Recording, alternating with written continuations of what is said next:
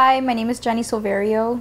I was born in the island of Cuba and arrived in the United States when I was 6 years old. So I've been living in Miami for the past 20 years. I came here with my father, my mother, and my two twin brothers in a boat, which not a lot of people know. So we basically came here because my father wanted to escape being a political prisoner, as it's often common in such communist countries.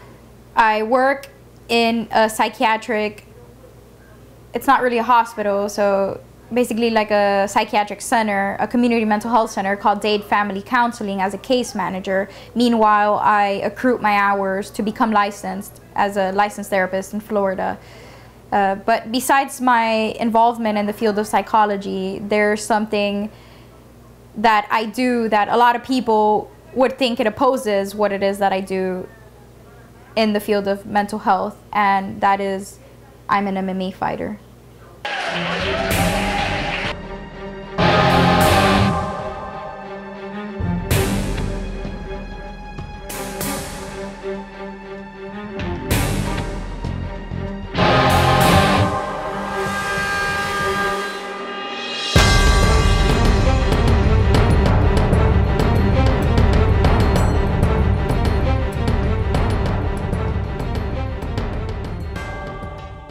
My life as a fighter is so important to me because it is the only thing that has not come easy for me. For example, like I'm getting my PhD right now, and for the most part, I've always had an above grade point average, but reading and memorizing things and being able to apply things that I learn in a book has always been easy for me. But it's a lot more challenging to be able to withstand physically and mentally getting punched and kicked in the head, and then still being able to react under those conditions in a manner that's most beneficial for me.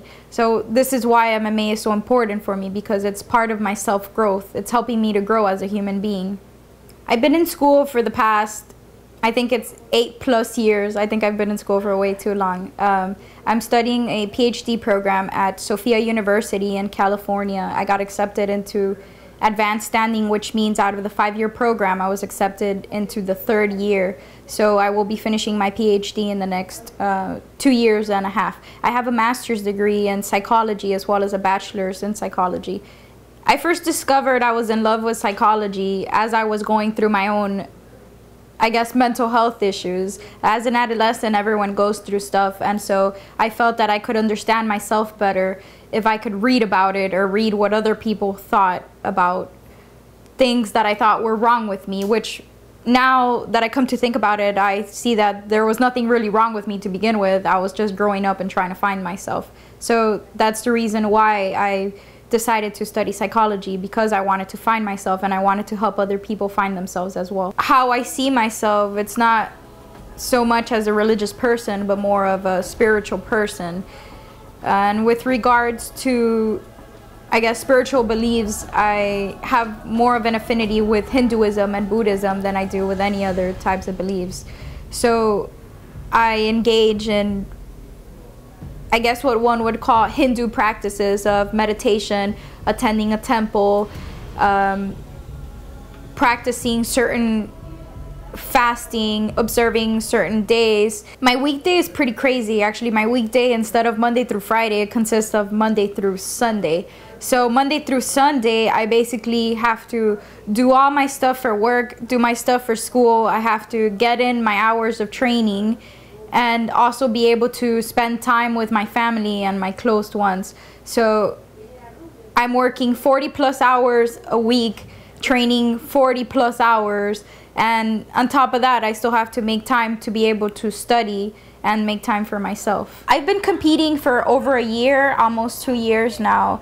I've had the opportunity to compete not only nationally but also worldwide. I've competed in Puerto Rico as well as in other parts. I've also had the opportunity to compete on several occasions at the World Martial Arts competition.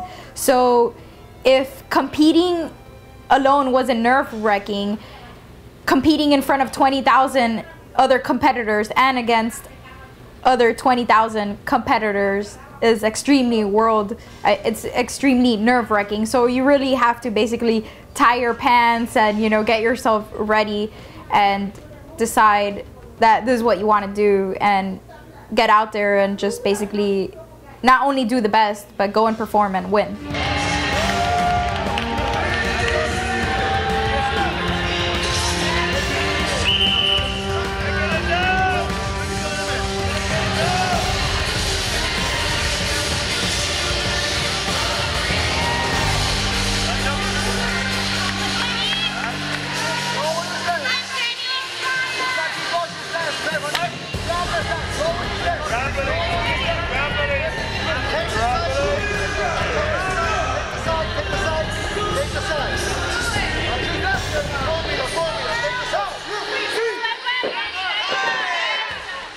I've learned so much about myself with the martial arts. Not only about myself, I've learned so much about other people, about the world, the way the world works, the way I work.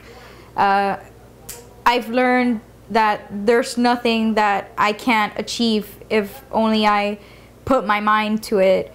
I learned that I'm really a much stronger person than I thought, or I realized, or I allowed myself to be.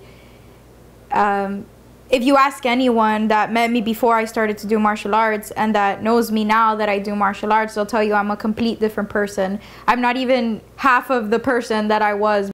Master Tarago has really been a big source of inspiration for me. Not just him, everyone at Twin Dragons as well. His wife, Sifu Amy, all of the kids at the school, all of my sparring partners, all of my trainers have really been a source of inspiration for me. But whereas sometimes everyone, when I have bad days, they'll be like, oh, it's okay, or they'll take it easy on me. Not Master Tarago. In fact, when I'm having my worst days, that's when he's the toughest on me, because he really wants to make sure that, first of all, if anything were to happen and he's not there in, let's say, like a street fight, he wants to make sure that I'm gonna come out alive, first of all. And also, he wants to make sure that at all times I'm ready to perform, despite of whether I'm in a cage, at school, at work. I met Jenny the Phoenix Silverio approximately 2 years ago when I was teaching a Tai Chi Chuan health and wellness class at the university at Miami-Dade Community College. When I first met her, I would see in the class that she was very flexible. So I said, wow, she has the potential to be able to have a good range of motion when it comes to exercises.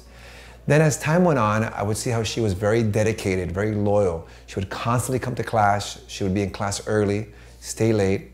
And from there, she was interested in studying the actual self-defense part of Kung Tao Kung Fu. She got involved into our self-defense traditional Chinese martial arts program.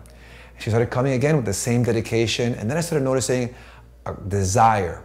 You know, as an instructor, we can motivate, we can guide and direct, but the student has to have a seed planted inside of them, the seed of desire. My father has been a very important person in my life, as he's always motivated me to do anything that I want to accomplish in the world. And he's always told me that he believes with every cell in his body that I'm meant to be a world champion. I'm meant to accomplish great things. And honestly, we all are. Every single human being in the world is meant to accomplish great and divine things, because we are all divine beings, but not everyone goes out to accomplish that.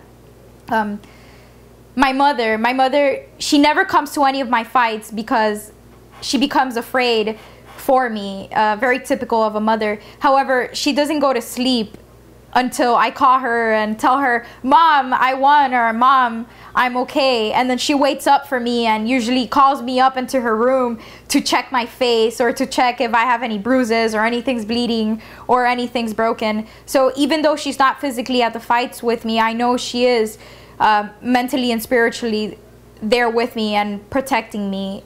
These are some of my awards that I've gotten throughout the years competing. First place in Kick International, first place in ICMAC, which is a Chinese martial arts tournament, first place in state championship, first place at the Magic martial arts international tournament in Puerto Rico. These are some of my fight trophies for when I fought for ABC. My very first fight, this is actually the trophy that I got for my very first fight. My very first fight was in shoot fighting. And I tapped the girl out in the second round with armbar.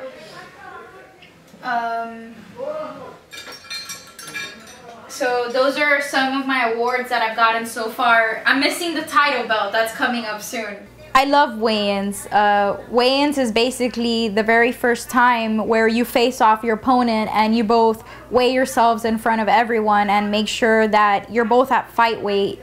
And also, it's the day right before the fight, so not only are you about to peak, you know, psychologically and physically, but you also, basically at the weigh-ins, you can tell who's gonna win and who's gonna not win, depending on the stance that you have when you face your opponent, depending on how your opponent or you look into your opponent's eyes. Right before fights, those couple of minutes when they tell you you're up, and I line up right behind my coaches, and we're all walking out with our arms on each other's shoulders and to get to the cage.